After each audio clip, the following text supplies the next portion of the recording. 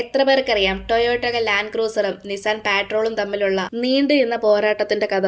1970കളിലാണ് എല്ലാത്തിന്റെ തുടക്കം. മരുഭൂമിയിലൂടെയും കാട്ടിലൂടെയും കയറ്റവും ഇറക്കവും നിറഞ്ഞ വഴികളിലൂടെയും സഞ്ചരിക്കാൻ ആളുകൾക്ക് ഒരു നല്ല ശക്തിയുള്ള വാഹനം ആവശ്യമായിരുന്നു. ഇങ്ങനെ ഇരിക്കുമ്പോഴാണ് രണ്ട് കാറുകൾ അവിടേക്ക് വരുന്നത്, ടൊയോട്ട ലാൻഡ് ക്രൂസറും നിസാൻ പാട്രോളും. ആ സമയത്തും ടൊയോട്ടയുടെ ലാൻഡ് ക്രൂസറിന് വലിയ പേരുകൾ ഉണ്ടായിരുന്നു. ആഫ്രിക്കയിലും മിഡിൽ ഈസ്റ്റിലും അത്യാവശ്യം എല്ലാവർക്കും അറിയാവുന്ന ഒരു വണ്ടി. എന്നാൽ നിസാന്റെ പാട്രോൾ എന്ന വാഹനത്തിന് രൂപത്തിൽ വലിപ്പവും ശക്തിയും ഉണ്ടെങ്കിലും ആളുകൾക്ക് ഇതിനെപ്പറ്റി വലിയ ധാരണയില്ലായിരുന്നു. ചിലർ ലാൻഡ് ക്രൂസറിനെ മാത്രം വിശ്വസിച്ചു, ചിലർ പാട്രോളിനെ മാത്രമേ ഡെസേർട്ടിൽ കൂട്ടിക്കൊണ്ടു പോവുകയുള്ളൂ. 1980കളിൽ ടൊയോട്ട ലാൻഡ് ക്രൂസർ 60 സീരീസും നിസാൻ പാട്രോൾ 160 സീരീസും പുറത്തിറങ്ങി. ഇവിടെ നിന്നാണ് രണ്ടു പേർക്ക് ഇടയിലുള്ള ആ പോരാട്ടം തുടങ്ങുന്നത്.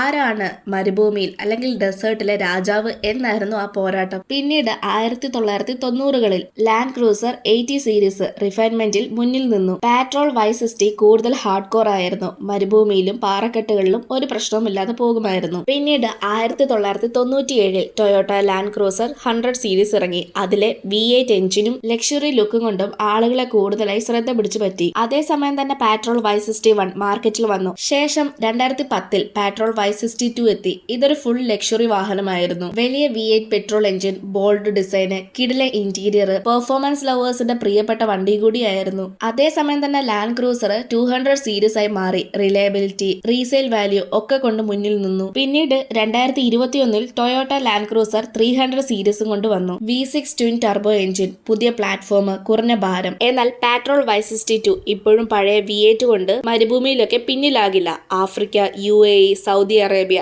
എല്ലായിടത്തും ഇതിന്റെ പോരാട്ടം ഇപ്പോഴും തുടരുന്നു. പാട്രോൾ കൂടുതൽ പവർ ആൻഡ് കംഫോർട്ട് കൊടുക്കുന്നു. ലാൻഡ് ക്രൂസർ കൂടുതൽ റീസെയിൽ വാല്യൂവും പിന്നെ റിലയബിലിറ്റിയും നൽകുന്നു. നിങ്ങൾക്ക് ടൊയോട്ട ലാൻഡ് ക്രൂസർ ആണോ അതോ നിസാൻ പാട്രോൾ ആണോ കൂടുതൽ ഇഷ്ടമെന്നുള്ളത് കമന്റ് ചെയ്യും. ഇതുപോലെയുള്ള കൂടുതൽ വീഡിയോസിനായി ചാനൽ സബ്സ്ക്രൈബ് ചെയ്യാനും ഇൻസ്റ്റാഗ്രാമിൽ ഫോളോ ചെയ്യാനും മറക്കല്ല്.